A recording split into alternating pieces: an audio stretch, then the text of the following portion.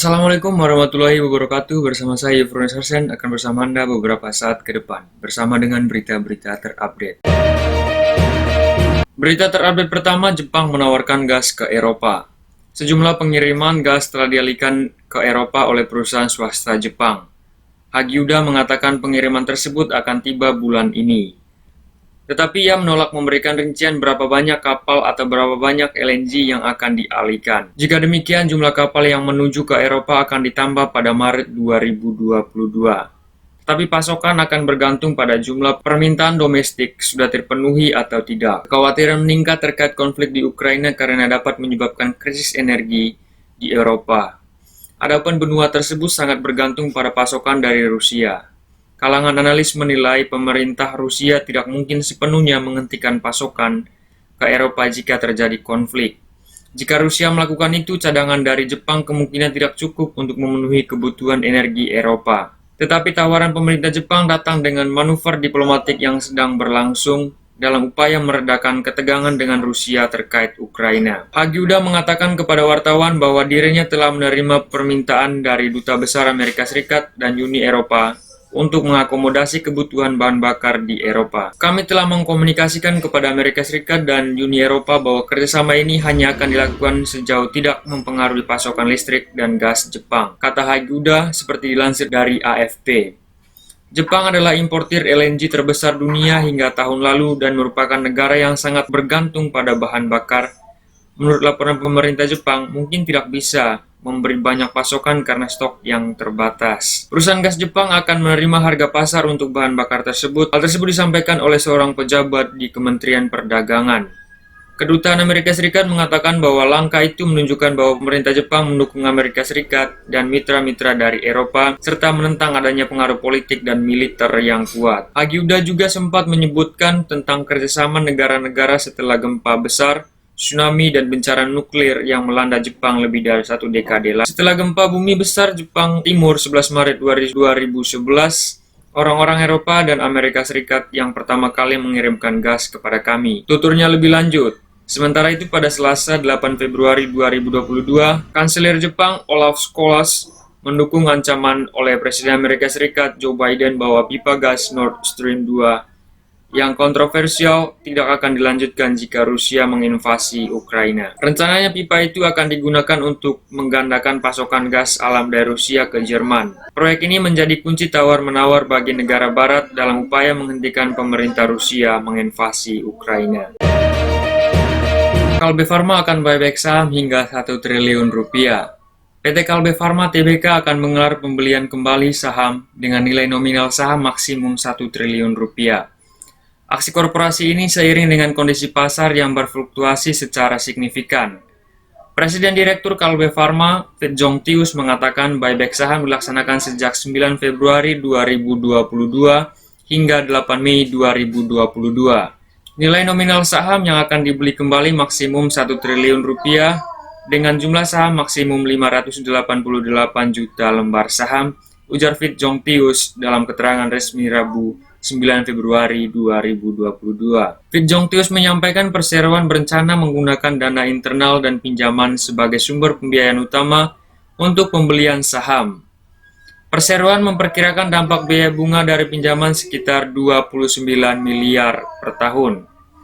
Adapun pendapatan perseroan diperkirakan akan menurun secara pro rata. Perseroan memperkirakan performa laba per saham periode 9 bulan 2021 adalah 48,3 per saham dibandingkan semula yaitu 48,8 rupiah per saham. Sebagai informasi, perseroan membatasi harga pembelian saham maksimum 1.700 rupiah per saham. Aksi korporasi ini akan dilakukan melalui transaksi di Bursa Efek Indonesia. Untuk itu, perseroan akan menggunakan jasa dari perantara perdagangan efek. Fit Jong-tius menambahkan aksi korporasi tersebut diharapkan dapat menstabilkan harga dalam kondisi pasar yang berfluktuasi serta memberikan keyakinan kepada investor atas nilai saham perseroan secara fundamental. Aksi buyback saham juga memberikan fleksibilitas bagi perseroan dalam mengelola modal jangka panjang, di mana saham treasury dapat dijual di masa yang akan datang dengan nilai yang optimal jika perseroan memerlukan penambahan modal, ujar dia lebih lanjut. Di sisi lain, perseroan menyiapkan belanja modal atau capital expenditure sebesar 1 triliun pada tahun 2022. Angka tersebut tidak jauh berbeda dengan capex yang dialokasikan pada tahun-tahun sebelumnya. Corporate Secretary Kalbe Pharma Lukitio Kurniawan Gozali mengatakan, besaran capex yang dikeluarkan akan sebesar 1 triliun rupiah. Namun ia tidak menjelaskan lebih lanjut mengenai detail dana capex tersebut. Untuk angka capex 2022 kita anggarkan 1 triliun rupiah, ungkap Lukito kepada Investor Daily. Sebelumnya Kalbe Pharma dan perusahaan asal Hong Kong, Solter, sepakat untuk mengakhiri perjanjian penyertaan modal di PT Karya Hasta Dinamika. Berakhirnya perjanjian disebabkan oleh pandemi COVID-19 yang menghambat persiapan teknis dalam penyertaan modal tersebut. Lukito menjelaskan merujuk pada informasi pada 23 Agustus 2021, perseroan dan Solter berencana melakukan penyertaan modal di Karya Hasta Dinamika. Penyertaan modal ini dilakukan untuk memperkuat bisnis digital e-health. Namun demikian, pandemi COVID-19 menimbulkan ketidakpastian sehingga menghambat proses penyertaan modal tersebut. Menurut Lukito, adanya pandemi berkepanjangan yang diikuti pembatasan mobilitas dan karantina menjadi kendala dalam persiapan teknis yang dibutuhkan untuk melakukan kerjasama tersebut.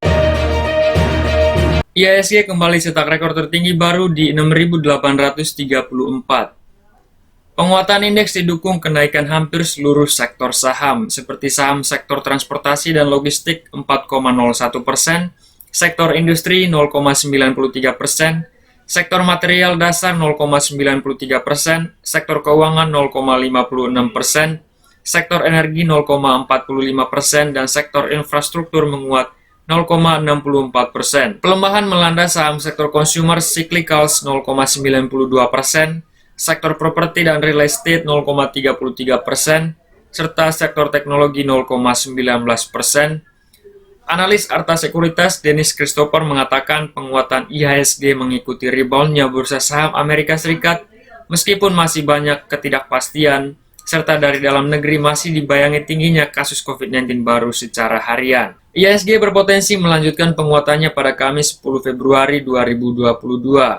Secara teknikal, pergerakan masih berada dalam tren penguatan. Investor akan mencermati hasil RDG oleh Bank Indonesia dan penetapan suku bunga. Pergerakan dari dalam negeri masih dibayangi tingginya kasus COVID-19 secara harian yang berpotensi menghambat perekonomian jika masih terus naik.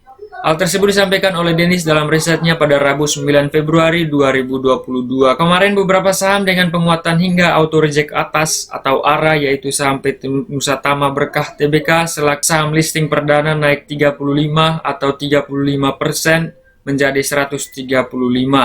PT Indonesia Transport Infrastruktur Tbk naik 40 atau 34,19% menjadi 157. PT AirAsia Indonesia Tbk naik 111 atau 24,45% menjadi Rp565.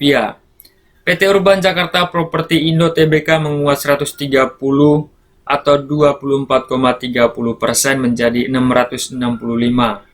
Penguatan juga melanda saham PT Energi Mega Persada Tbk menguat 27 atau 22,31% menjadi Rp148. Sedangkan pelemahan melanda sejumlah saham ini, yaitu saham PT Perdana Bangun Pusaka Tbk, PT Multiprima Sejahtera Tbk, PT Nusantara Pelabuhan Handal Tbk, PT Netvisi Media Tbk, PT Damai Sejahtera Abadi Tbk, dan PT Bank Amar Indonesia Tbk. Terus menguat dibuka menguat 22,23 poin atau 0,33% di level 6.811,75 pada sesi 1. Indeks harga saham gabungan sempat sentuh level tertinggi lagi di 6.840,39 dan masih bergerak naik pada penutupan perdagangan sesi 2, Rabu 9 Februari 2022. IHSG terkerek 45,08 poin atau 0,66% ke level 6.834,6 atau kembali mengukir rekor tertinggi baru sepanjang masa atau all-time high dari sebelumnya 6.804. Sebanyak lebih dari 31,94 miliar saham telah diperdagangkan selama sesi 2 dengan nilai perdagangan sekitar 13,59 triliun rupiah.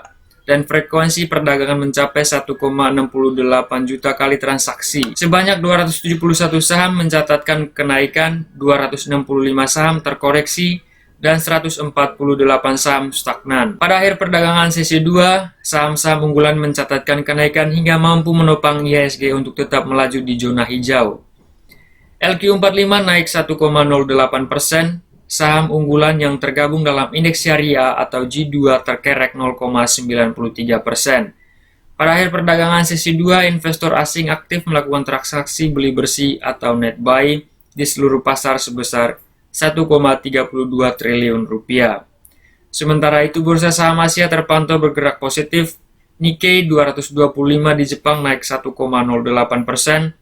Straits Times Singapura bergerak positif dengan mencetakkan kenaikan 0,37% dan Shanghai naik 0,79%. Sedangkan bursa Hang Seng Hong Kong terpuruk 1,93%. Semalam di Wall Street, Nasdaq Composite memimpin penurunan semalam di antara indeks utama di Amerika Serikat, jatuh 0,58% menjadi 14.015,67. S&P 500 juga turun 0,37% menjadi 4.483,87. Sementara Dow Jones Industrial Average naik 1,39 poin menjadi 35.091,13. Pasar global terus bergerak dengan volatilitas tinggi karena investor mencermati data ekonomi dan normalisasi kebijakan bank sentral. Sekian berita-berita terupdate yang dapat saya sampaikan. Atas segala kekurangannya saya mohon maaf. Assalamualaikum warahmatullahi wabarakatuh.